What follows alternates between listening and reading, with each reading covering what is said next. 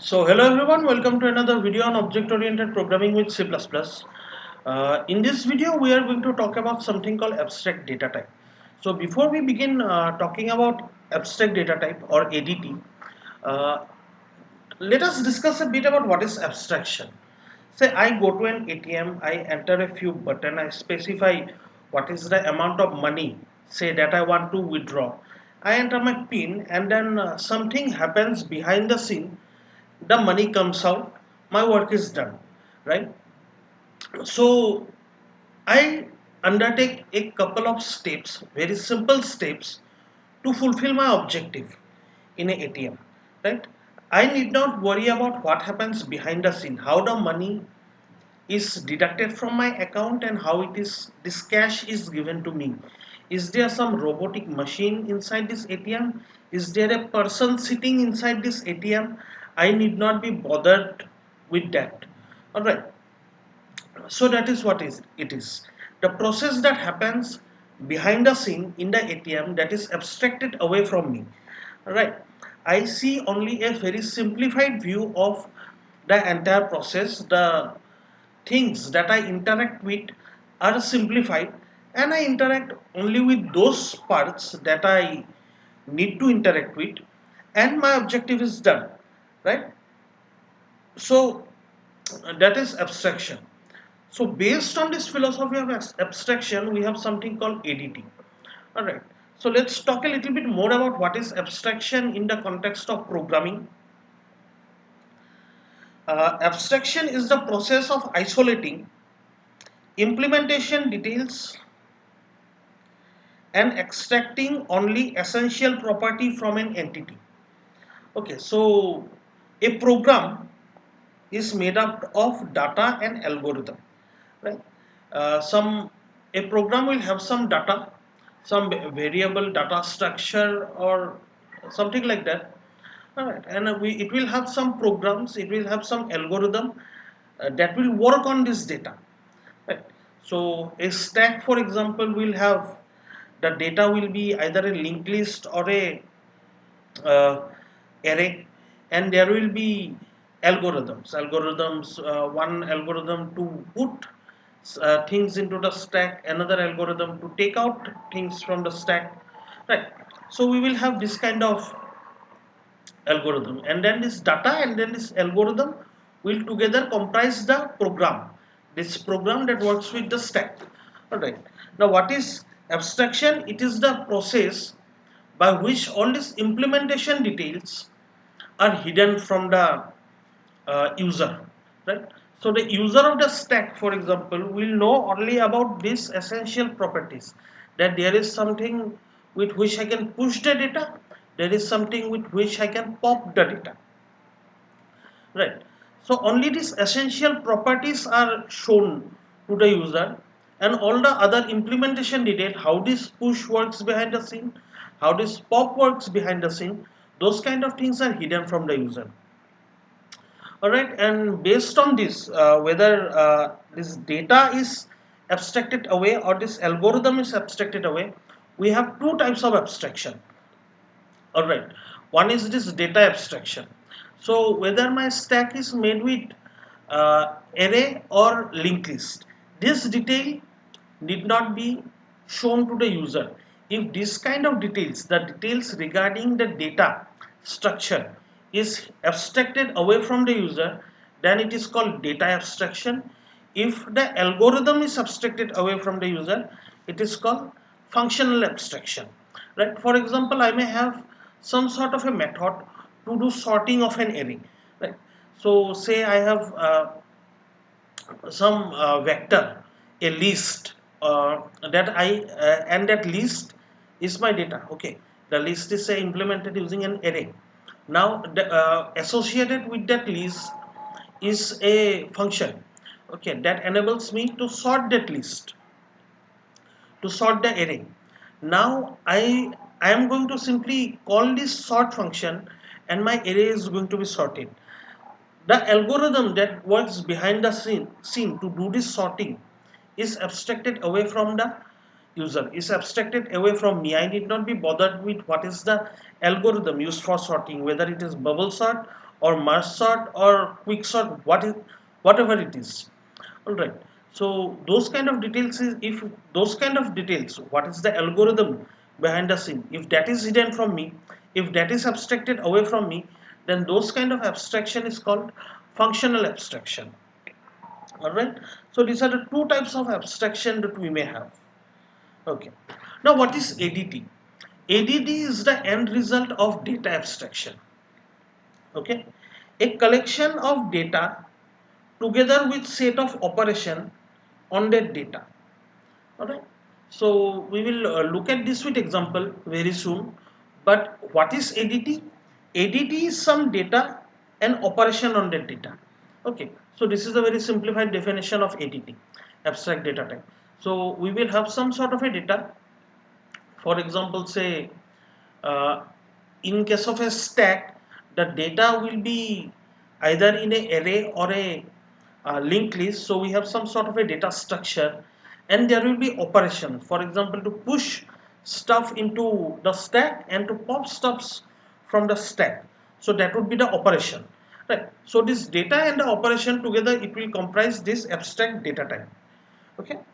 The philosophy behind ADT is language independent. Okay. Different languages can support ADT in different ways. In C++, classes is the best way to support ADT. Alright.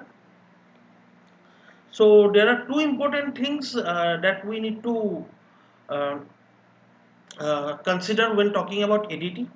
What are the specification? Means what are the operations supported by the ADT? For example, in stack, operations supported by this stack ADT would be push and pop. Okay, and what is the implementation?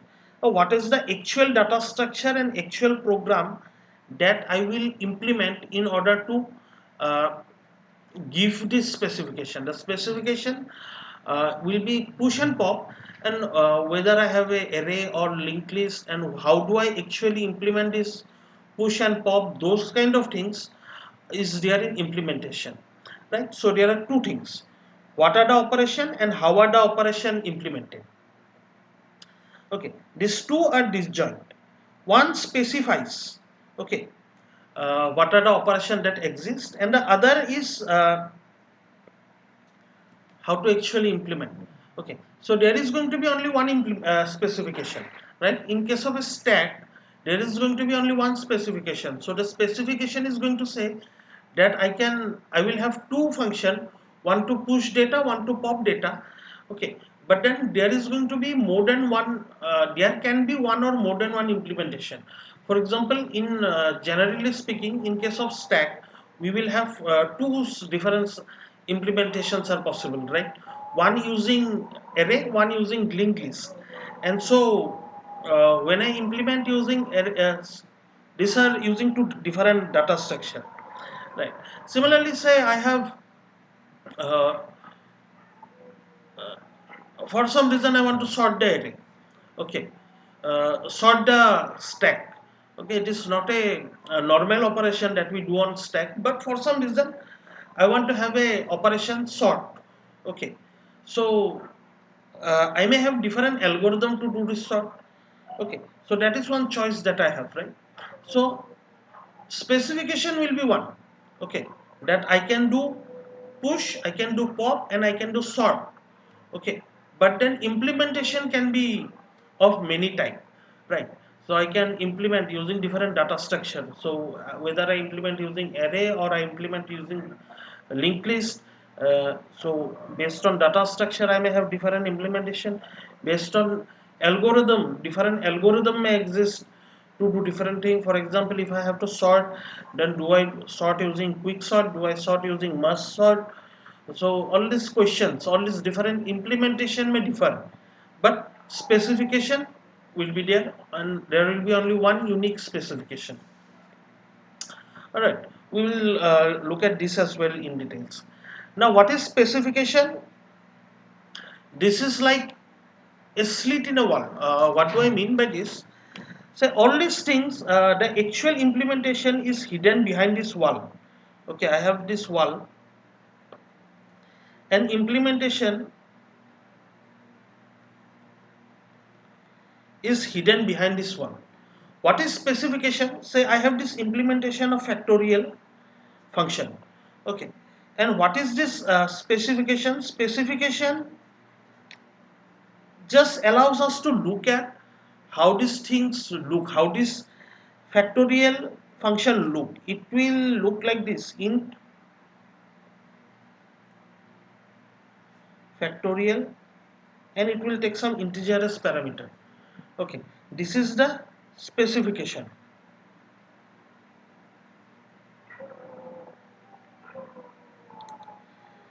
I can just, there is this hole in the wall, this slit in the wall.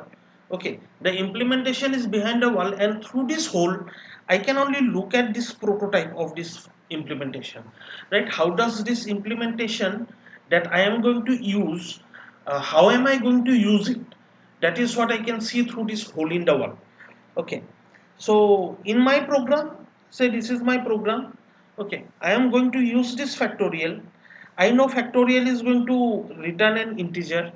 I know I have to give a integer as a parameter, and that is what I do. I pass an integer as a parameter, and I get a integer return from this function that I save in this ANS. Right, and then I print the answer and I return from the main program. Okay, so this is what I have. Now this thing, this factorial, whether it is implemented using a for loop or whether it is implemented using recursion, this is something that does not matter.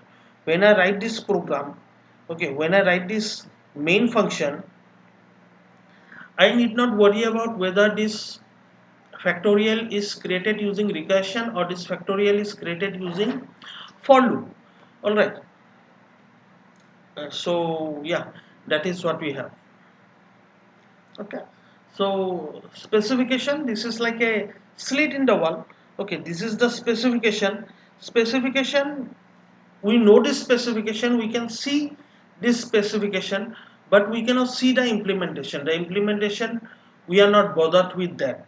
Okay, and because we know what is the specification, we can use this specification and then carry out our program. Okay, so without worrying about what is there, how is it implemented, we can do our thing. Okay, so this is what we have. Alright, so this is what they mean by specifications are slit in a wall. Now why is it called a wall? Because ADT basically provides us interface that acts as a wall, okay, between the data structure. These are the data, this is a wall, and in this wall we have different specification. Alright, and then we will use this specification to interact with this data. This is our main program. We will use this operation, these specifications that are provided to us in order to interact with this data. From our program, we will never interact with the data directly. Alright, as a matter of fact, if because of encapsulation this data will be declared as private most of the time, we will not even be allowed to interact with the data directly. Okay, we will be allowed to interact with these different specifications that we have, and using this specification is how we are going to interact with the data. Right, so this is the wall of operation. In this different operations are there. All right, all these operations are called interfaces. We will use these interfaces to interface with this data. All right, so this is what we have. We will request some operation and the result of the operation will be given to us. We need not worry about what is the data structure and what are the algorithm that works on the data structure behind the scene. These are things that we are not going to be bothered with. Okay. Later on, we are going to look at something called STL, Standard Template Library. Okay, when using STL, there are lots of data structures that we can use, right? Stack, linked list, queue. Okay, and these are some very popular libraries. So we will be using them, and we will not even worry about how these things work behind the scene. Right. But that is for another day. Right now, just think about it like this: that ADT gives us a interface. Okay, using this interface, we will use this interface to use all these things. All right, in our main program, in our program we will interact with this data by using this interface. Say there is some data structure and we can add data to the data structure, we can remove from the data structure, we can find things, and we can display the data structure. All right, so these are four functions that are available, four operations that are available for us, and we will use this data structure by using this operation. The data structure, whether this data structure is implemented, this data is implemented using an array data structure or a linked list data structure, all these things are abstracted away from us. These are not things that we are bothered with. Alright, so we will simply use this operation, we will request to perform this operation, the operation will be performed, and then the result will be given to us. We just request and the result comes to us. What happens behind the scene is nothing of our concern. Okay, this is what happens when we have an ADT. Alright, when to use ADT? When you need to operate on data that are not directly supported by the language. Alright, so I want to use a linked list. Okay, linked list is not a data that is there in C++, right? So I will use a linked list ADT, some class that gives me a linked list, and using that class I will be able to use this linked list or use this list. Alright, so this data structure is not directly given to us by the C++ language. When I need to use this kind of a data structure, I am going to use ADT. Okay, abstract data type. This data type is not real. It is not there in my language. Okay, so this is a data type that is created for us, and then the real data is abstracted away from us. We are just given a some operation that we can perform. We can use do this operation, and that is how we are going to use this data structure. All right, so what are the advantages? It hides the unnecessary details by building walls around the data and operation.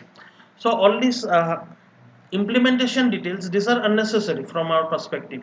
Right? If my program needs a linked list, I will get a linked list. How is data inserted into this linked list? How is data searched in this linked list are things that I am not going to be bothered with. Alright, so this kind of details, this implementation details are unnecessary from my program's perspective, and they are going to be hidden from me. So this is going to do one more advantage, right? So stack say, okay, has push some integer, and it has a pop function. Okay, so at one point of time, I am using array to implement this stack. At other point of time, this array is changed into a linked list. So that will result in this entire push, whatever is there to change, and the entire pop, however way the pop is implemented, that will change. But this specification are going to stay the same. Okay, although my implementation will change, the specification will stay the same. So the void push is going to look like it looked before. This function call is going to look like it looked before. It is going to return the same kind of thing. Push is going to look like it looked before. It is going to return the same thing, integer. Previously it returned integer. After changing to from array to linked list, it is still returning integer, right? So this specification, it is going to stay the same. For that reason, I can change uh, this ADT, what is happening behind the scene, but that is not going to affect my program, right? In my program I am going to use this function, and this function are going to stay the same, so these are not going to be affected. All right, so this specification, these are less likely to change.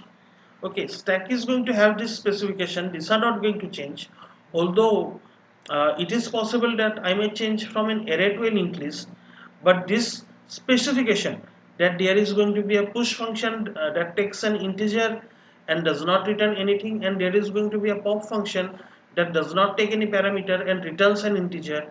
This specification is going to stay the same. It is very less likely to change. Okay, and so this does one thing. It localizes changes rather than globalize the change. So if I need to change, I change only inside this local class, inside only this stack class. All right, outside the stack class nothing is going to change. Although I am changing from array to linked list, I am making a big change in what is happening behind the scene, right? But this is entirely localized. Every change that I am going to make is going to happen inside this stack class. All right, nothing is going to change outside the class. So this the data, okay, say I have a array, okay, and these are operation, this is my data, these are my operation. So data and operation on this data together, they make this ADT. Okay, so this ADT will encapsulate these two things together, the data and the operation that acts on this data into one single unit, and this will help in better management of software complexity, right? So my code is not going to, this code of this stack, it is not going to be scattered throughout my program. This will be there as one unit of code, and so this will enable us to do better management of uh, code. All right, and yeah, it will reduce the complexity of the code, and it will enable us to do better management of the code. All right, so these are some advantages of using ADT. Now here is an example of ADT. A very this is not usually considered an ADT, but then you can think of it as an abstract data type. Okay, floating point numbers. So this is a single precision floating point number. Okay, so floating point number is a number of this type 23.037. Okay, or it is a number of this type 2.3037. Okay, so yeah, these are floating point numbers, and what will happen is that your number is going to be converted into something like 0.23037 into 10 to the power uh, 2. All right, and this is going to become 0.23037 into 10 to the power uh, 1. All right, so in order to save this number, save this numbers as floating point, what I can do is I can simply save 2, okay, and 23037. All right, so if I have this as the data that I actually save, okay, then from here I can convert it into the actual floating point. This number I will take whatever is in this part, okay, I will take that part, I will put a 0 in front, 023037, and then I will take a 10, and whatever is here in this part I will put on the uh, power of 10, right? So this is how I get back the number this.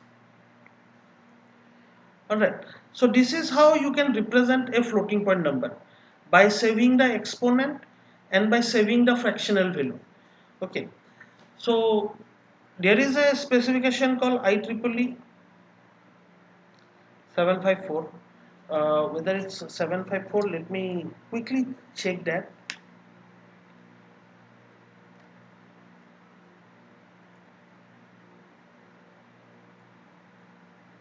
Yeah, IEEE 754, that specify how these single precision and double precision floating point numbers are actually stored in computer, in PCs, right? So in our PC, floating point numbers are 4 byte, that is 32 bits. So I have from bit 0 to bit 31. Okay, there is a sign bit, there is something called exponent, and there is something called fraction. All right, and then these floating point numbers are saved in this way. Okay, but in our program we need not worry about all this, right? So even if I did not know that floating point numbers are saved in this way using this IEEE 754 specification, I can still imagine that floating point numbers are stored as in this way 2.3, and another, say a is a floating point number that is equal to 0.23, b is a floating point number that I imagine is equal to 3.5. I can add a plus b and I would be expecting the answer to be 5.8. All right, so I am working with floating point numbers, I do all this mathematical operation with floating point numbers, right? But the details of how this floating point numbers is actually stored in memory is abstracted away from me, right? So the example that I gave of storing this as 0.23 into 10 to the power 1, all right, and say 23.5 will be stored as 0.235 into 10 to the power 2. Okay, this is the idea that you should keep in mind, but this is not the exact thing that is happening in IEEE 754. IEEE 754 is a bit complicated, so explaining that would have taken me an entire class. Okay, there are lots of internal intricacies, there are special numbers, special way to store not a number, special way to store floating point. Okay, and then there is something called access 127 code.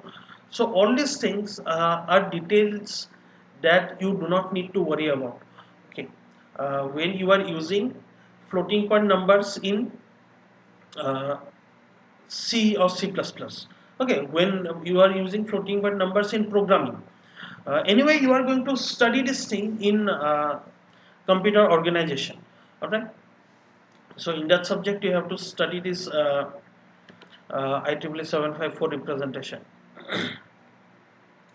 So yeah, this is how my data is stored. Okay, my floating point data is going to be stored like this. This, you can think of this as the data structure.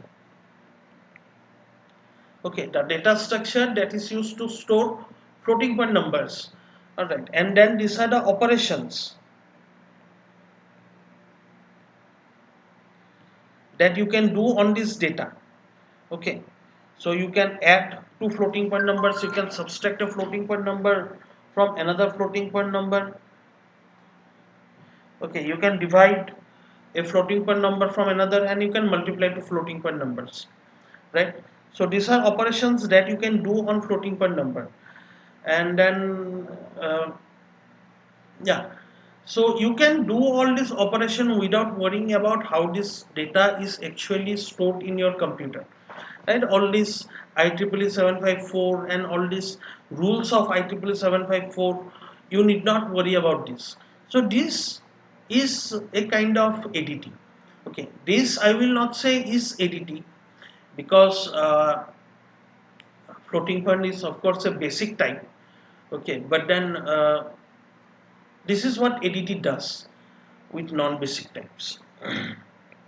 Okay, so you right now you are seeing two examples of ADT. One is complex number ADT, another is list ADT. Okay, so these are examples of ADT. Let us look at this example in greater depth. So first we are going to look at complex number ADT. So complex number can be represented in two ways. We will talk about how complex number is represented. You know a plus bi. This is a way to represent complex number. This is called the real part. This is called imaginary part. Okay. So if you are going to represent this number, you are going to have two axes. One is the real axis, another is the imaginary axis. Okay. You are going to go a unit along the real axis. Okay, a unit along real axis and b unit along imaginary axis, okay, and then this point A and B, this is your A plus IB number on this uh, complex plane. Alright. So this is complex number. Alright. Now you can easily see that there is one more way in which I can represent complex number. I can draw a line up to this point. I will have what is the length of this line. This is called the magnitude.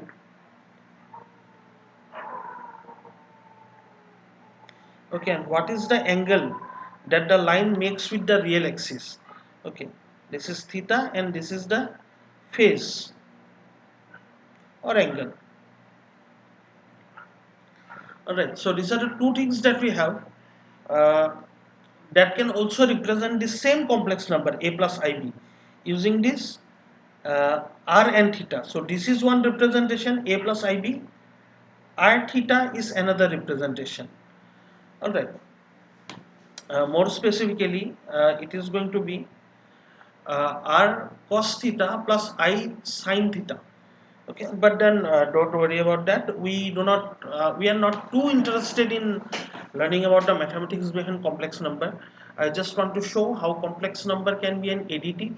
A ADT is going to have one specification and it is going to have multiple. It may have more than one implementation.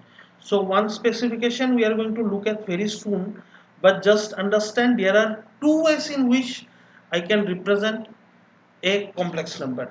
Alright, I can represent a complex number using this a plus ib notation, and I can represent a complex number using this magnitude, angle, magnitude and phase, okay, r and theta notation. Okay, these are two different way to represent complex number. So there can I can implement a complex number in two different ways, but there is going to be one specification. What is the specification? This is the specification. Let us look at the specification. Okay, the specification is going to give us the list of operation that we can do on this complex number. So what is the first operation? To create the complex number. Okay, then get the real part of the complex number, get the imaginary part of the complex number, get the angle, get phase, get magnitude, multiply to complex number times a times b. Okay, so complex number 1 times complex number b 2, subtract a complex number from another complex number and add two complex numbers. So these are all the operation. This, how many operations are there? 8 operations that I should be able to do on a complex number. So this is one single specification regarding this complex number ADT. Okay, there is only one specification. This specification says that there are going to be 8 different operations that we can do on a complex number. Now implementations are going to be there are going to be multiple implementation. One implementation is the rectangular implementation. Okay, so where I have I am going to specify this number using real part and imaginary part, a plus ib, where a is real part, b is imaginary part. And I have this another implementation where I am going to specify this number, same number, using magnitude and phase. Okay, magnitude and angle, where my magnitude r is the magnitude and theta is the phase. So I have this symbol over here. This is going to be theta. I am going to use this theta symbol. Okay, December in the next slide. So let us look at a few formulas.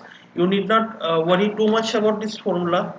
Okay, in this course does not really care about your knowledge of complex number, but then some things that you need to know. R is the magnitude. Okay, theta is the phase, also known as angle. A is the real part, B is the imaginary part. Okay, and I have one complex number. I can represent it a plus ib or a plus bi, and I can also represent it using r theta. Okay, actually I should represent it like this. Yeah, r cos theta plus I sin theta. Okay, these two are equal. But then instead of writing all these things, I am simply going to write r theta. Okay, r theta means r cos theta plus I sin theta. All right. So I have one complex number a plus ib that I can represent either like this or like this. Okay. So here are a few formulas regarding complex numbers. All right. Formula one, the magnitude I can get using means from this rectangular form a plus ib. I can get magnitude and phase using these formulas. Okay, magnitude is equal to real square plus imaginary square and root over of that. Okay, uh, phase, the angle is equal to, this is a bit complicated. If real part is not equal to 0, then tan inverse b by a, okay, tan arc tan of imaginary by real, that is going to give me the theta, okay, the angle. If real part is equal to 0 and magnitude is positive, then I am going to have a angle, this phase of uh, pi by 2.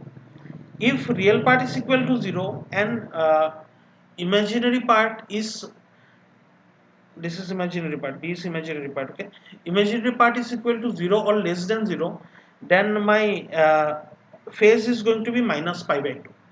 Alright, so from given a and b,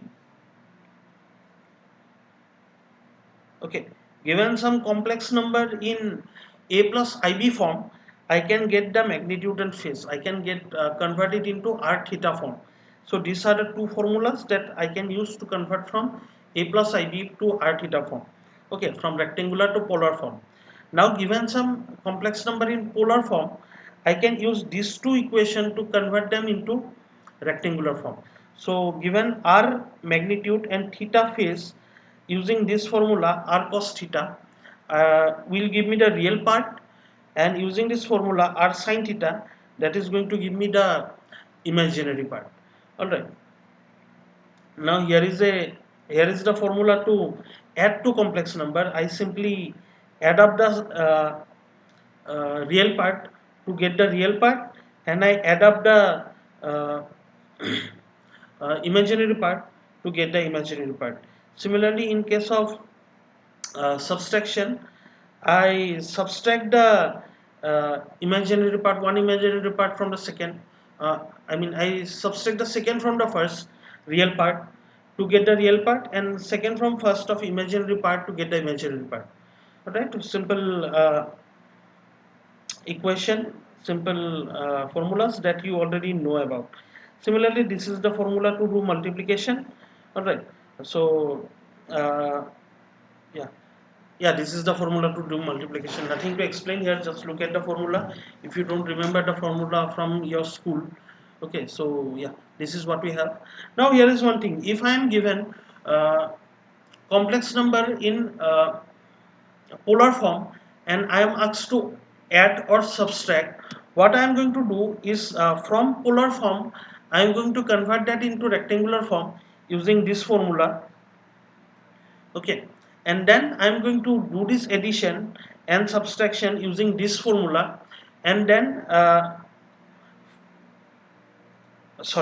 if I'm given in polar form, right, uh, if I'm given in polar form, I'm going to convert to rectangular form using this formula.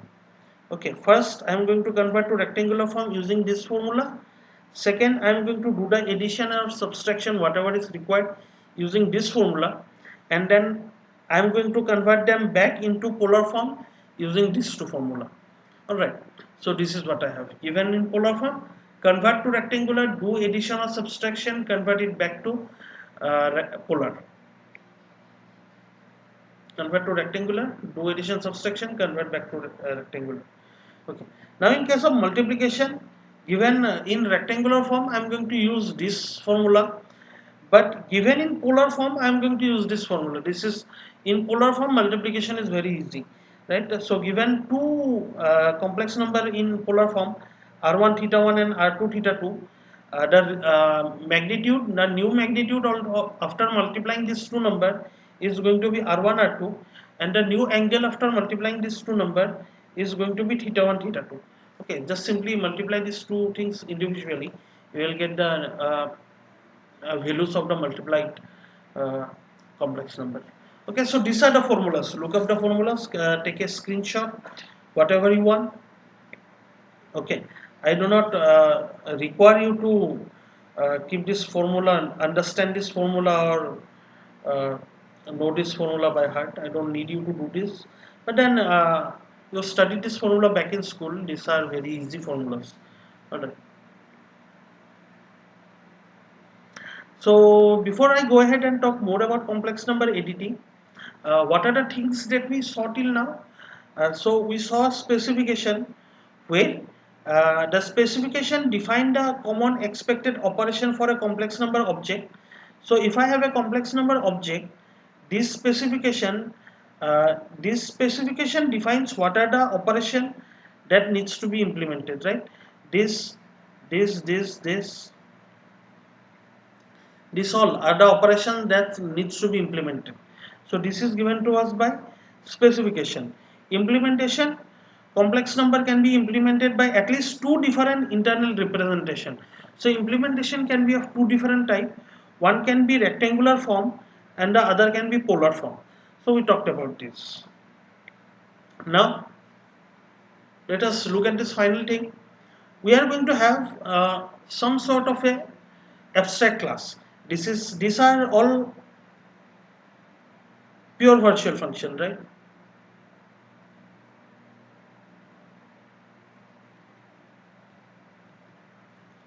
So we talked about what is pure virtual function in the last two videos. This is a pure virtual function. Okay, and we know what is a abstract class. Abstract class is one which has at least one pure virtual function. This has 9 pure virtual function. So this is definitely an abstract class. All right. So yeah, this is the abstract class, and this abstract class, what is the use of abstract class? Abstract class is meant to be inherited, right? So this class is going to be inherited. This is the specification. Okay, we are going to have implementation that we are going to look at in the next video. But then when we are going to implement, we are going to implement complex number in two different ways. Once using complex rectangular, once using complex polar form.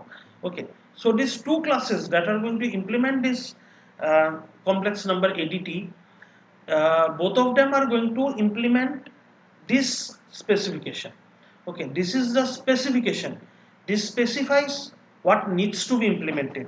So those implementation that we are going to have, complex rectangular or complex polar, okay, those are going to be concrete class. We are going to implement all these function that needs to be implemented, and we are going to create objects out of those classes, and we are going to use those objects in our program. All right, but this is the abstract class. All right, this tells us what are the functions that we need to implement. Okay, so anyway, I know these are the function that are going to exist in my concrete class. So these function are given to me by my specification. I need get real, this is going to return double. Get imaginary, once again going to return double. Magnitude, get face, both of them going to return double. I will add, subtract and multiply. Okay, all of them are going to take complex base pointer. Now here is interesting fact. Complex base pointer is a pointer. Okay, can I create an object of complex base type? So this is the abstract class. I cannot create an object out of an abstract class, right? So complex base pointer will not be pointing to a complex base object. I cannot create a complex base object. I cannot create an object out of a abstract class. So this pointer is going to point to either a complex rectangular or a complex polar object. Okay, both complex rectangular and complex polar are going to inherit this complex base class, are going to inherit from this complex base class. Alright, so complex base class, this abstract class that you are looking at on your screen, this is going to be the parent of both complex rectangular and complex polar. And we know that a parent class pointer can point to a child class object. Alright, we discussed that in details in the last video. Therefore, we know that this complex base pointer can point to an object of type complex rectangular or object of type complex polar. Alright, so what is going to be passed to this three function? We are going to pass uh, this thing. We are going to pass either a complex rectangular or a complex polar object. Alright, so I am going to create an object, say A, that is going to represent a complex number, and I am going to create another object, say M, that is going to represent another complex number. So I am going to pass M to A arrow at. Okay, and so what is going to happen after that? After that, this A and M, these two different complex number are going to be added, and whatever is the result is going to be stored in A. Alright, so we'll see all these things in the next class. And then I am going to have two different functions that is going to print this complex number. Alright, so these are all the different functions that are going to be there. Alright, uh, so this function have to be implemented because these are pure virtual function. If I want to create objects out of my child class, the class that is going to inherit from this uh, abstract class, this complex base abstract class, alright, this complex rectangular and complex polar, if I want to create objects out of those classes, then I need to implement all of this pure virtual function, right? If I don't implement this pure virtual function, then those classes will also be abstract, and if those classes are abstract, I will not be able to create objects out of those classes. Alright, but I want to create objects out of those classes. That is a necessity. Okay, I am putting that necessity, say my specification says that. So I will have to implement uh, all this function. So I know this for sure right now. By looking at the specification, I know that this kind of function, this all function with this signature is going to be there in my uh, object, those objects, complex rectangular and complex polar. I still did not implement this. Alright, I do not know how I am going to implement this function, but by looking at this, I know those two classes are going to inherit this complex base. Okay, by looking at complex base itself, I know that these functions are going to be there. Okay, that is the power of specification. Only by looking at the specification, I already know what is going to be there in those classes, right? So without even looking inside those class, by looking only at this specification, I know everything about how those classes are going to work, what are the operations that are going to be there in those classes. Okay, and then I can use those classes to do my calculation, right? So if I want to do calculation with complex number, okay, I want to add complex number, subtract, multiply, whatever I want to do. If I want to do all this kind of operation, then I simply look at this specification and I can go ahead and do this, right? I don't need to look inside those classes, those objects that I am going to create. I am going to ultimately create objects out of complex rectangular or complex polar. Okay, but I do not even need to look inside the implementation of how these uh, two classes, complex rectangular and complex polar, are going to be implemented. Right? I can simply use them, and I know what are the functions available by looking at this specification itself. Alright, so this is ADT. This is so powerful, right? Uh, all these details are going to be abstracted away from me.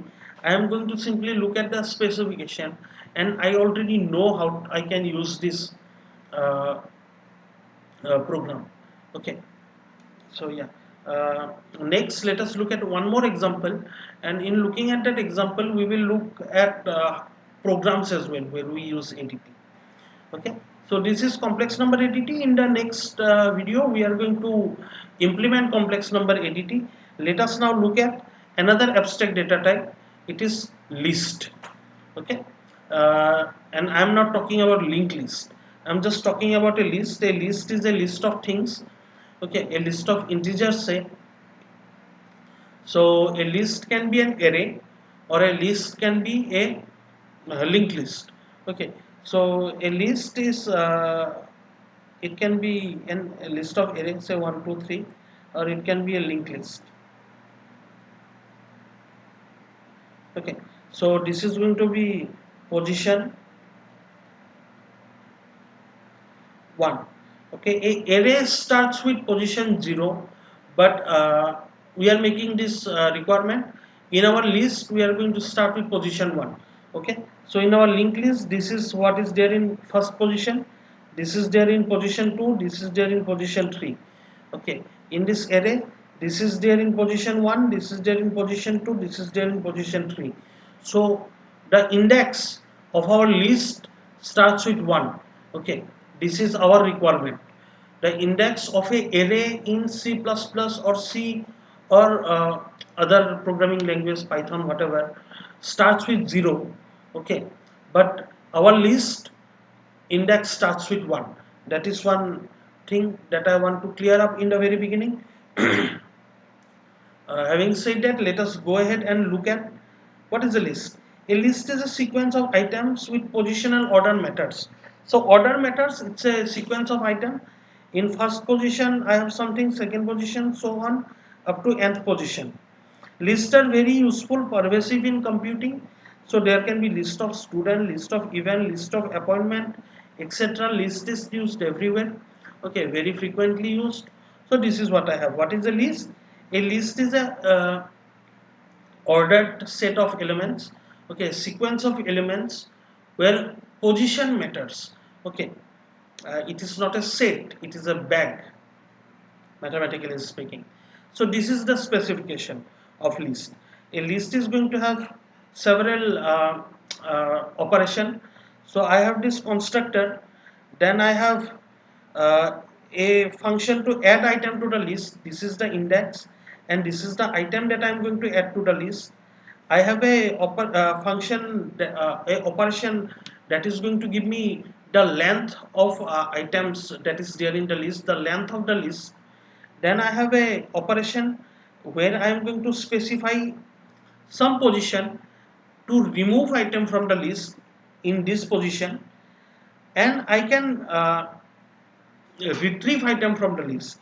Right, this is the position where I want to retrieve, and this is a call by reference that I am going to make, and whatever item is in this position given by IDX is going to be put into this item, and this item is going to be updated, right? And then this is a function, one more function that is going to tell me whether my list is empty or not empty. This is going to be a boolean function. So once again, to reiterate, what are the things that I have in my list?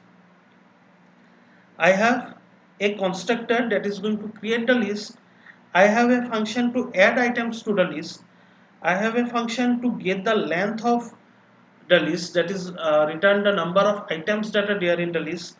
I have a function to remove item from specific position in the list, and I have function to retrieve item from specific position in the list. Okay, IDX is the index. Alright, so this is going to be an integer IDX, and yeah, one caveat, one important thing that I want you to understand beforehand is the difference between add and retrieve. Difference regarding this item data.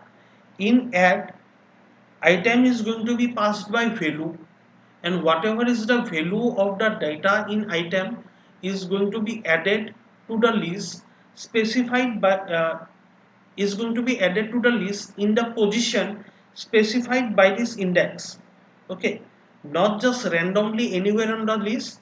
When I call this add function with this two parameter, index and item, whatever is the value at item is going to be stored in whatever is the position specified by IDX.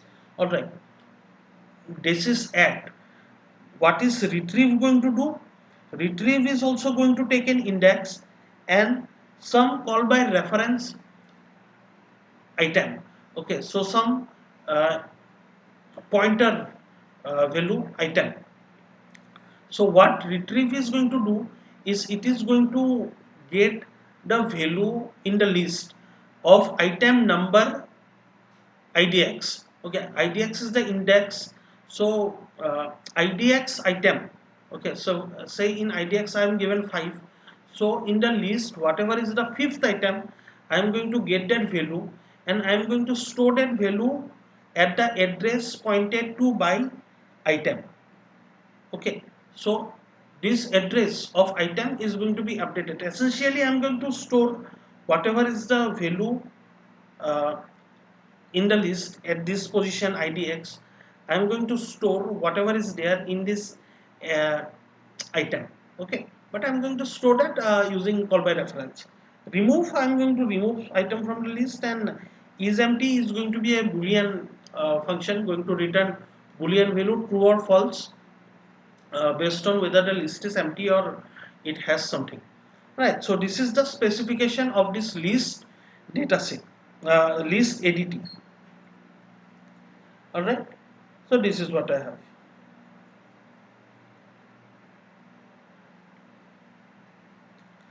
Okay, now once again we are going to specify the specification using an abstract class. This is the abstract class that I am going to eventually inherit and implement. Okay, inherit in some concrete class. So I am going to have two implementation. I can implement list using array or I can implement list using linked list. I'm going to talk about both of these cases very soon, but then understand the specification. What is the abstract class? This abstract class says I am going to have an isEmpty function that is going to return a bool, getLength function that is going to return int, insert function going to take an integer parameter index and a new item, okay, that is going to be constant. All right, so I cannot change, although a pointer is going to be passed, I'm not going to change that. Okay, this is constant. All right, so when I specify const, it means that this address I cannot change the value of the thing that is there in this address. All right, then next thing that I have, okay, is remove with a position. So I'm going to remove whatever is there in that position index, then retrieve thing from this index and put that in this data item. Okay, two parameters are passed, index and data item. So get the thing what is there in data index and copy that to data item. All right, so important thing to observe, all of this return bool. So these are going to return true or false. If my operation is successful, it is going to return true. If my operation is unsuccessful, it is going to return false. All right, for example, in remove, if I try to remove something from say my list has 3 items and I want to remove fourth item, I should it is going to remove return false. All right, specifying that my operation was unsuccessful. All right, so yeah, these are what I have, and finally I'm going to have one function to string that is going to convert my uh, list into a string. All right, means in order to print this list I'm going to have this function. So this is my abstract class. All right, so the abstract class gives us the specification of the list ADT. Okay, and the specification says that I am going to have 6 different functions. The signature of the functions is here. Now say I need a list in my program. uh, Say I have two different implementation, list array and list linked list. Okay, say these two classes that implement the list ADT. Okay, both of them are going to inherit this list base, okay, that you see on your screen. Okay, and say I create a list using one of these two classes, right? A list object using one of these two classes. Now I can in my program use this list class. I can add items, I can remove item, I can do anything. Okay, whatever be the operation that I want to do. Say I want to create a list of marks of student. Okay, I can create a list, I can work on this list, I can delete item. Alright, I can retrieve item, I can insert item. Alright, I can do all of these things that I would do on a list. Right? But here is something interesting. I do not even need to know how this list array and list LL, how these two classes are going to be implemented, right? By just looking at this specification, I know that this function, all these functions are going to be there. I know what is the signature, what is the prototype of all this function, what are the things that the function is going to take as parameter, what are the things that the functions are going to return. So I know all of these things. So I can go ahead and use this function. Okay, I know these two classes are going to have this function, and I know that I can use this, right?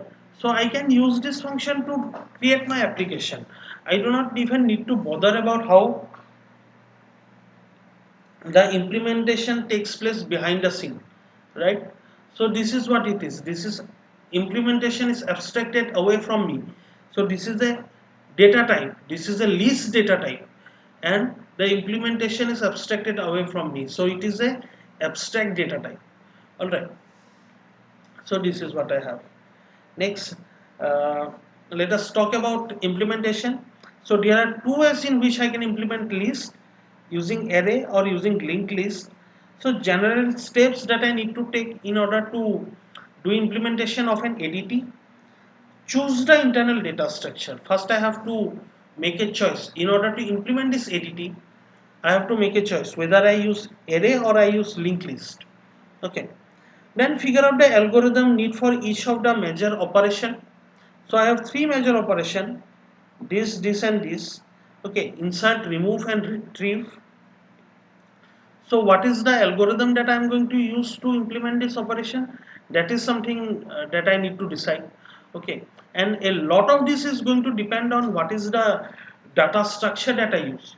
If I use array data structure, it is going to be very different. The algorithms that I use is going to be very different from what it is going to be there in case I use linked list data structure, right? So that is my step number 2, and then finally I am going to implement the algorithm that I chose in step number 2, the algorithm that I decide that these are my algorithms to implement the operation. Once I decide that, I go ahead and implement it, right? So let's talk a little bit about array implementation. There is going to be an array. Okay, so say array is of length m. Okay, so m is the length of the array. So it starts from 0, goes up to m minus 1. So 0 to m minus 1 is m number of elements. So I have an array of size m. Okay, and then in here I have inserted uh,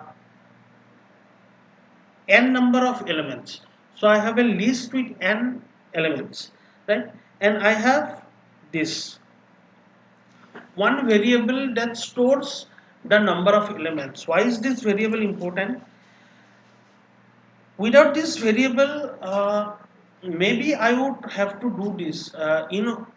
If someone asks me what is what is the length of the list? If someone calls this get length function, what is the option that I have? Do I parse the list one by one and I see how many elements are filled? Okay.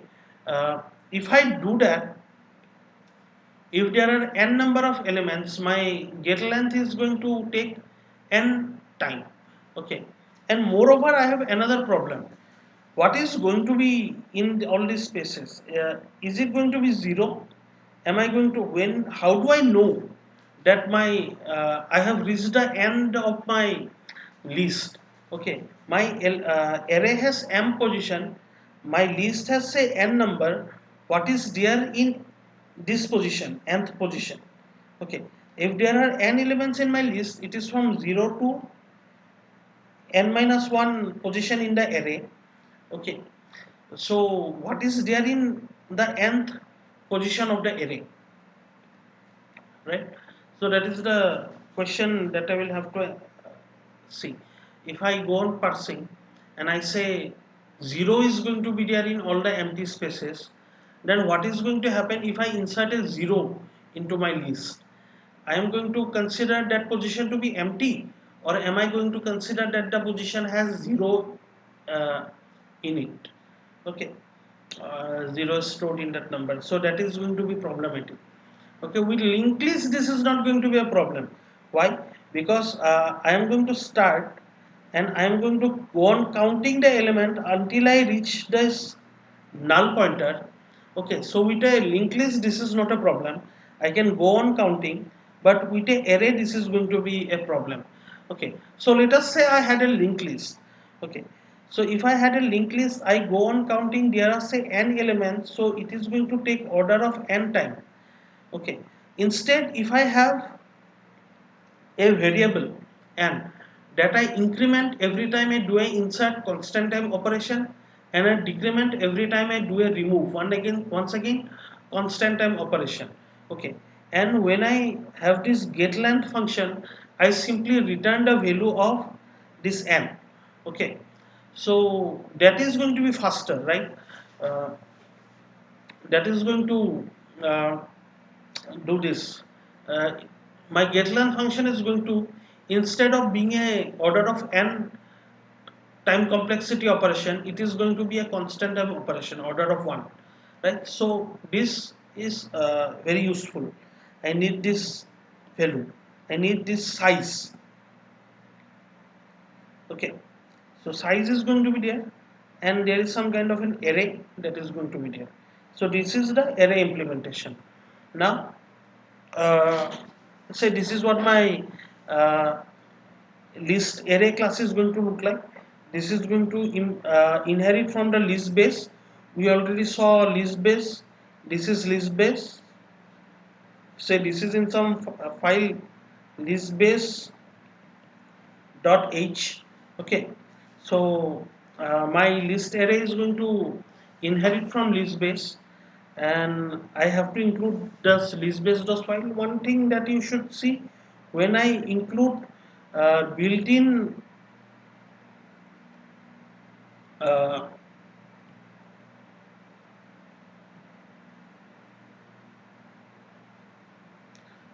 header, for example IOStream,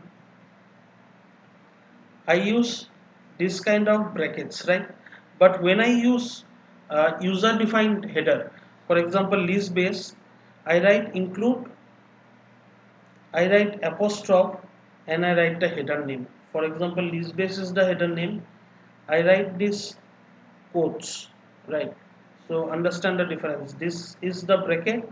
In case of uh, system defined header, that is there with compiler. Okay, and in case I create my own header, this is the type.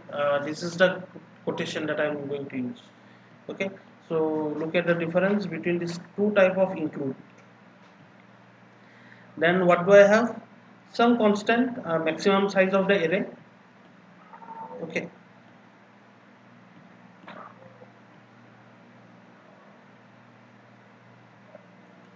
Hold on 1 second. Okay, I have two private variable, this size and the array of items, and these are all the function that are specified by specification that I am going to ultimately implement. Okay, it is going to be implemented somewhere outside the class. I can implement inside the class, does not matter, I am going to implement that. Okay, the implementation is not shown in this slide, but do understand it is implemented. Okay, so this is what I have.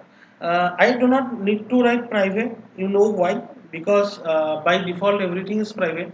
Even if I don't write private, these two things are going to be private anyway.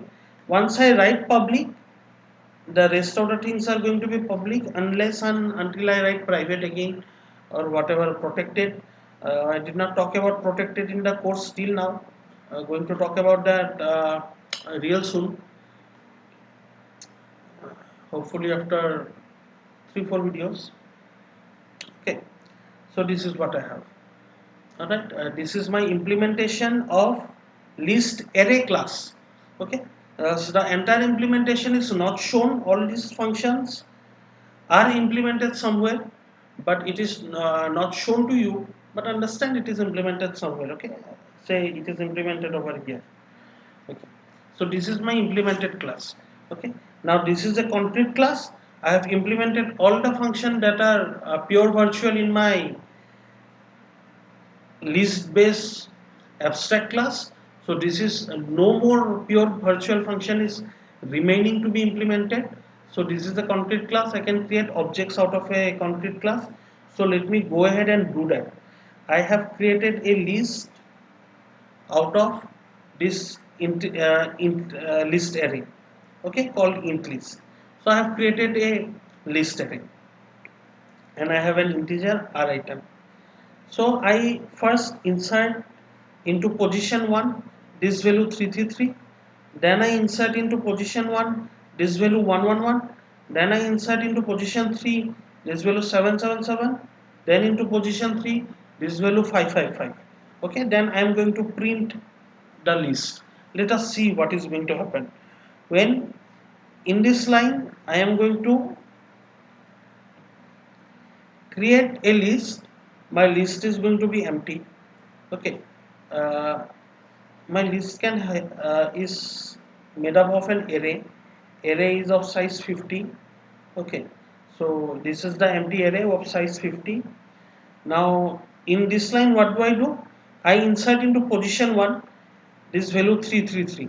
The array starts from index 0, but my list starts from index 1. Okay,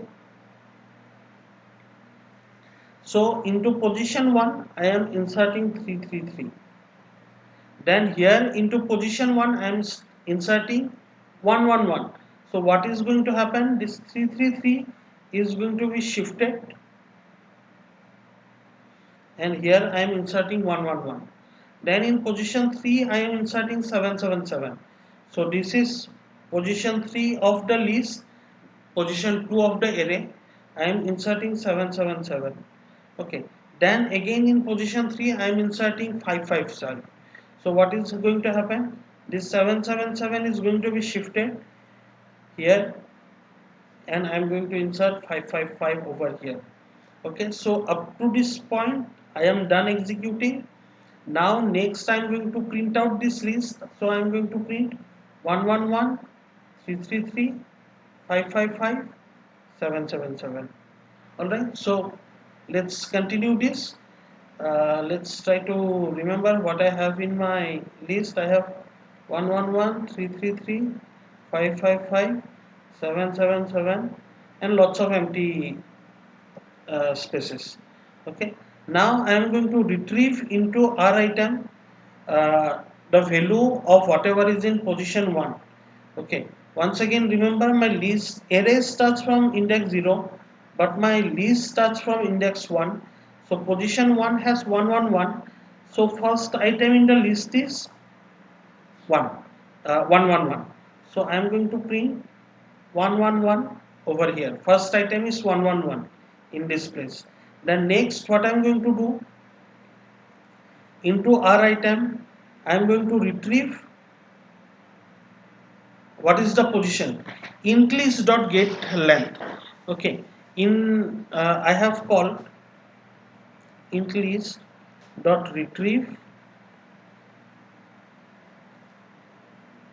int list get length, and okay, no need to write ampersand R item. Okay, so this is what I have written. So int list dot get item get length, this is going to return 4, right? So this function call, this is going to be replaced and it is going to become 4. So this is my function call that is going to be called int list dot retrieve for r item. Therefore, I am going to take whatever is in position 4 and put it in r item. Okay, that is what is going to happen in this line. And in the next line, I print last item is r item. So what did I place in r item? I placed whatever is in position 4.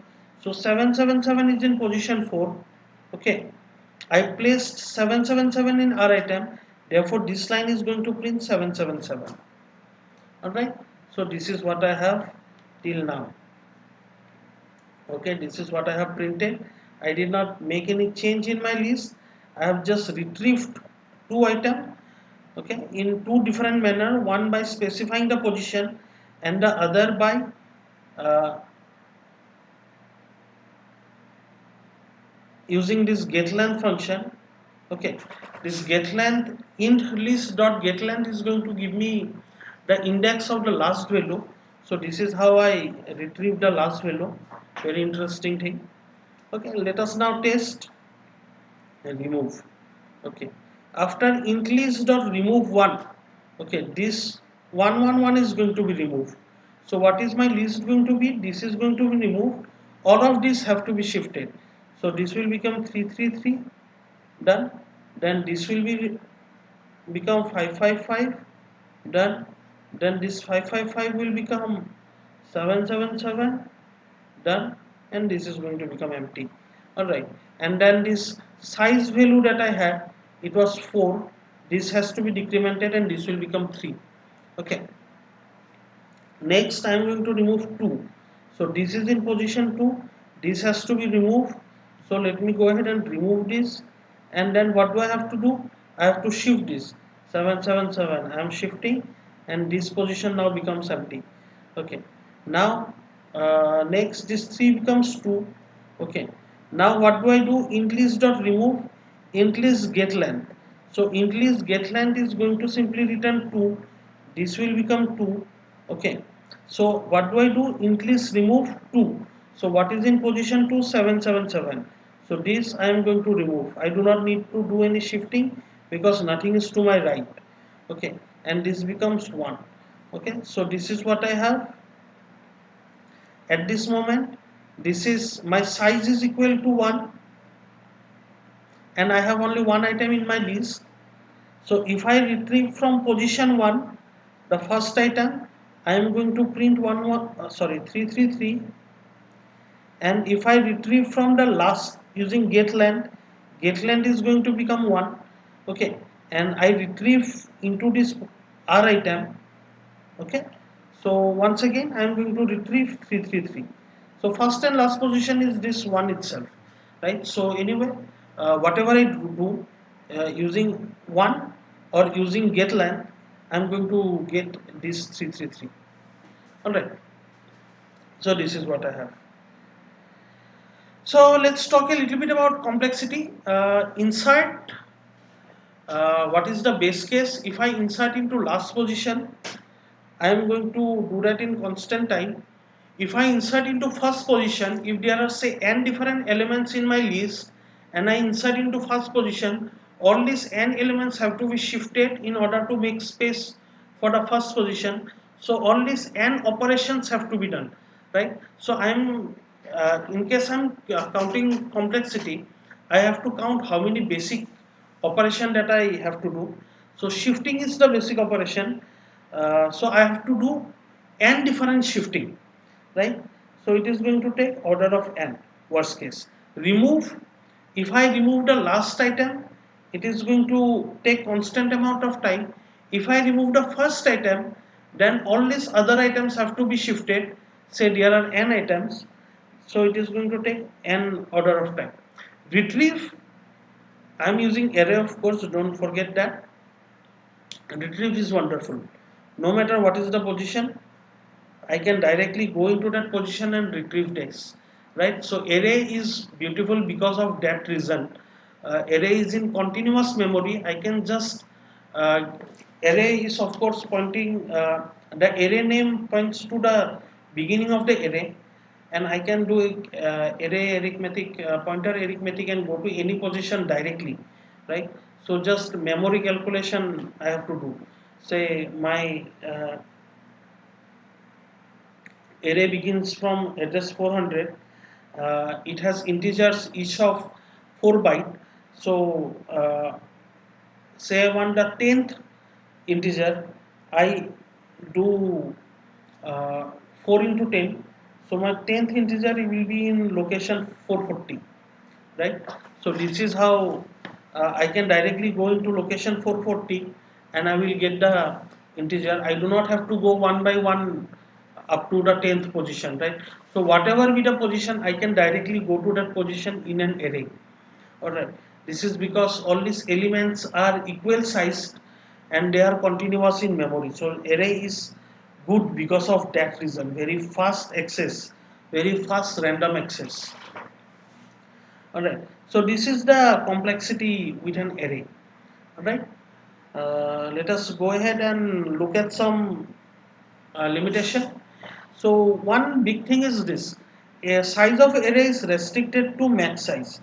So we are going to have some fixed size in the very beginning. Before I create the array, I am going to specify the size, and array is going to be of that size. So this can give rise to two different problems. Okay, our array can be too big. Okay, if array is too big, then space is going to be wasted. There are going to be lots of unused spaces, or array can be too small. In that case, we will run out of space. Okay, so two very diametrically different problems, right? So either we are wasting too much space or we do not have space, right? So yeah, that's the problem. Solution: make array list a variable. So here is the thing that I can do. I can start off with a array of size 2. Okay, when this becomes full, I can move on to a array of size 4. Okay, I will copy this, and this is the new array that I will create. Of course, I can dynamically create array on the heap, right? So I can do that. Once this four array with 4 elements gets full, I will create an array with 8 elements. I will copy this 4. Okay, and then I will have an array of size 8. Next, say I will have an array of size 16, then 32. I go on copying, and as I need more and more space, I keep creating more bigger and bigger array. Okay, so this is something that I can do. Alright, so yeah, when array is full, create a larger array, move the elements from old array to new array. Why do I need to move from old array to new array? Why can't I do this thing? Why can't I have, say, this is my position 1, this is position 2. Why can't I have this as position 3, 4, 5, and this is 6? Why can't I have this? Why do I need to move these elements? Because if I do not move the elements, then what is going to happen is my arrays are going to be segmented in different locations in memory. It is not going to be continuous, and in that case I lose this ability to do random access in constant time. Okay, so that ability goes away. That is, in order to find what is in position 4, I have to do lots of calculation. I cannot simply do this pointer arithmetic and go directly to position 4, right? Therefore I need to move all my elements in an array needs to be continuous in memory. Okay, so otherwise array's advantage goes away. Alright, so for that reason I need to copy elements from old array to new array. Okay, so yeah, what is the advantage? Advantage is that the limit of size goes away. But what is the disadvantage? Once again, space may be wasted. Okay, even with this strategy, say I need 33 elements. Okay, in my list, I will start with 2. Next, I will create element 4. Then after 4, I will create 8. After 8, I will create 16. After 16, I will create an array of size 32. Still not enough. I need 33 elements. I will next create an array of size 64. I am doubling the array. That is the strategy that I have been using, right? So now I have an array of size 64. I keep 33 elements on this array. Still I am wasting 31 positions, right? So space wastage, this is still there. Okay. So not enough space, that problem goes away, but wastage of space, this problem still exists. Okay, and then another problem that arises, new problem, is that we are going to have overhead due to copying. Okay, so copy overhead is going to be there. I need to copy all these elements over and over again, so this problem is going to be there. Okay, so yeah, problem is there, we have a solution. Let's go ahead and use linked list. Okay, you know what is a linked list. I will not spend too much time explaining what is a linked list. Essentially, a linked list uh, is something that looks like this. I am going to have elements and I am going to have a pointer. This is going to be my data value and this is going to be a pointer that points to the next node. This is called a node. Okay, and then these are links. So all these nodes are linked together using pointer, and that is how I am going to have a list, and this is called a linked list. All right.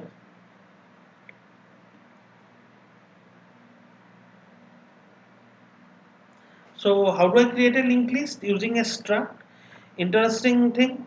I do not need to write struct uh, list node next. Okay, this is how I would have written this thing in C. Okay, this struct I need not write. I simply write the name of the struct and uh, the compiler automatically understands that this is a struct. Alright, so I have a value, this item, and I have a pointer to the next uh, list node, right? So this is how I have a list node. This is how a list node is created, right? So yeah, this is what I have, and I'm not going to explain this in too much detail. Okay, if you do not know what is a linked list, then I suggest you go back and study whatever notes you have from first year. Okay, so yeah, linked list. So once again, to create this ADT list using linked list, I need the size. Okay, without this size variable, this get length is going to be problematic because I am going to go using this header. So this is my item 1, then I will go here item 2. I will have to go in this way up to the last item, up to the nth item. Then I am going to see that there is a null pointer. So I am going to know that there are n items and I am going to return n. This is going to take n times. Okay, so that is too costly. Instead, whenever I insert some item, I increment this. Whenever I remove some item, I decrement this. Okay, so yeah, this increment and decrement I do only constant operation. So yeah, constant amount of operation, nothing much. But then I when I call this get length function, I simply return this size.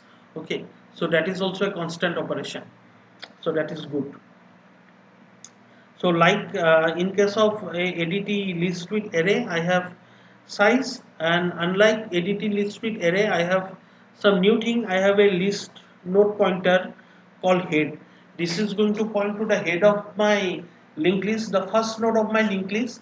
The first node is going to point to my second node to third node, and so on up to the last node. The last node is going to point to a null pointer.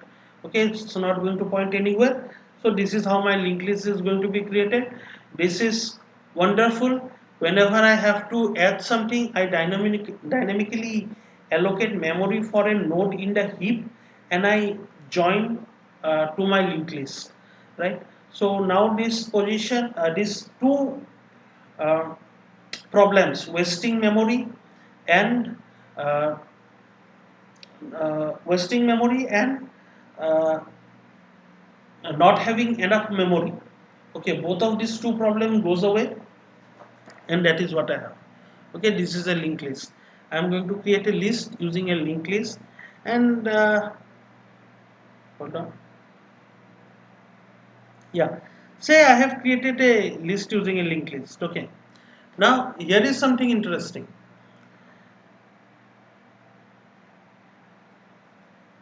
I am going to make only one line of change in my entire program. Okay. So this was the program that I was using. This is the program. Okay. Instead of this, I am going to write list ll. Okay, and everything else is going to stay the same. My program output is going to be the same. My program is going to work exactly the same, right? So I have made a big change. I have changed my list from an array to a linked list. That is a big change behind the scene. But from the perspective of my main program, this application program that you see on your screen, okay, it is just going to see one single word changing in the entire program, right? These things is going to stay the same. This insert function is going to stay the same. All right, this to string, all this insert are going to stay the same. All this retrieve, this get length, okay, this remove, all of these are going to stay the same, right? Why do I know for sure that they are going to stay the same? Because this all these are given to me by this specification. Okay, there is only one specification. There are going to be multiple implementation, but there is only one specification, and I know that isEmpty is going to return a boolean, getLength is going to return an int, insert is going to take the integer one index and one uh, the item, okay, whatever I want to insert. So it is going to return a bool, okay, boolean. So I know this from the specification. So I know for sure all of these things,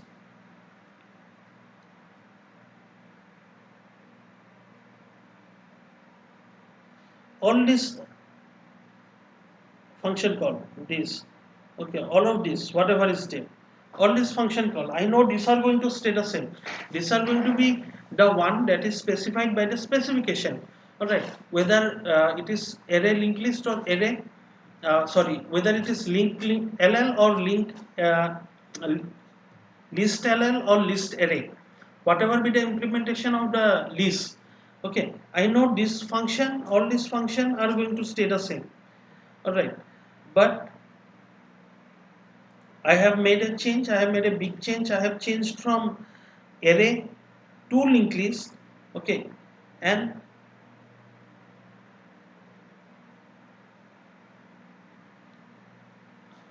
rest of the things are going to stay the same, right? So all other uses of list entity remains unchanged. You can see how easily I can change between two implementation of the list entity. Okay, my rest of the program I do not need to touch. Okay, but behind the scene everything is going to change. From the perspective of my program, nothing is going to change.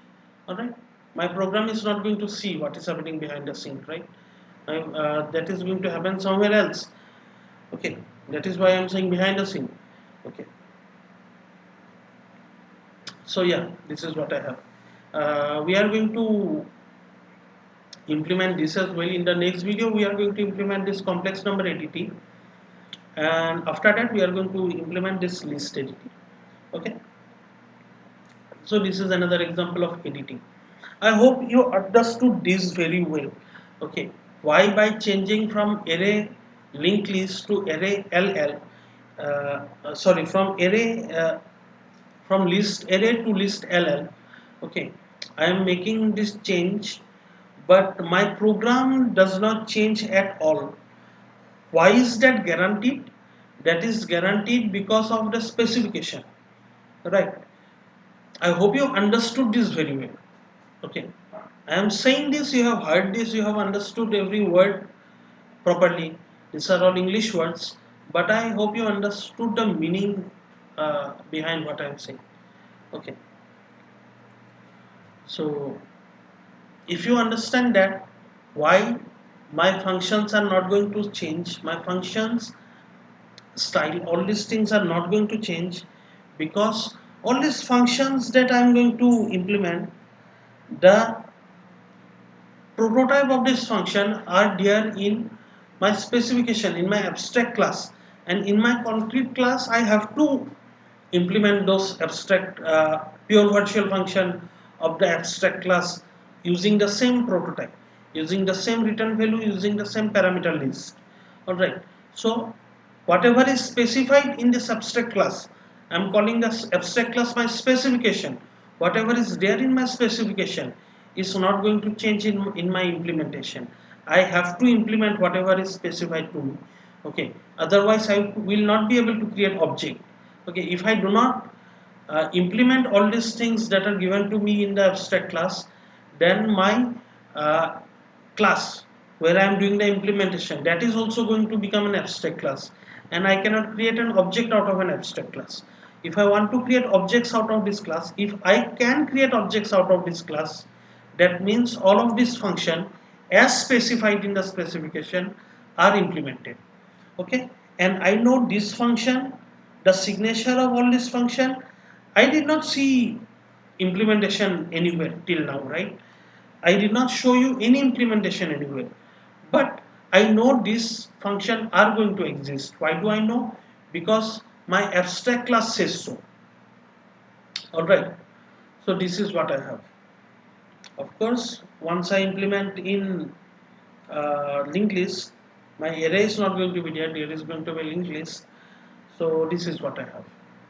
Alright, so in order to understand this part, I skipped over this part very quickly. Okay, I did not explain what is a linked list, how linked list works. I am going to assume that you know everything about linked list very properly. If not, then do contact me and tell me. I will explain it to you. I will create an extra video if needed to explain linked list. But then linked list was there in your course in first year. So I am going to assume you know everything about linked list. Alright. So this is what I have. This ends our theory class part 1 on uh, ADT. Okay. So after this class, there are going to be 2 more classes on ADT. Means both of them are going to be programming classes. We are going to implement this complex ADT, and then after that in another video I am going to implement this list ADT, and that will end our ADT classes right now, this portion ADT. Then we are going to go back into uh, C++. Okay, we are going to look at encapsulation and inheritance in a little more depth. There is one important access specifier called protected that I did not talk about. We are going to talk about that, and then we are going to look at something called template. Okay, and standard template library. So we are going to look at all those things. After that, we are going to look at something called stream, input output stream, and then network stream, different type of streams of data. After doing all this, I am going to come back and then talk about one more ADT, that is your stack ADT. Okay, now just to give you a glimpse of what we are going to do in stack ADT, don't worry too much if you don't understand anything at all. I am just going to show it to you. I am not going to explain anything. This will come much later, after around 6-7 videos. We are going to come back to stack, and we are going to implement this stack ADT. This is the specification of the stack ADT. Alright, I don't expect you to understand this right now, but this is what it is. Alright, so one advantage that we are going to have in stack ADT is this. Uh, till now we have created a list of integer, right? Uh, if I have to create a list of float, what do I do? I cannot use that. So I am going to create a generic stack. If I want to put character, if I want to create a stack of character, I will have the same code. If I want at some other point of time I want to put integer, at some other point of time I want to put double or long or float, whatever I want to put, I do not have to create different stack for all this data type. Okay, so this is something that we are going to look at how to do this. So lots of theories we have to do before that. In the next class we will be looking at implementation of the complexity. In the class after that, implementation of list editing. If you have any doubt regarding this class, please feel free to contact me through WhatsApp, through mail, or by writing your doubts in the comment section below. I hope you understood everything in this video. If not, do reach out. Thank you for watching this video and see you in the next video.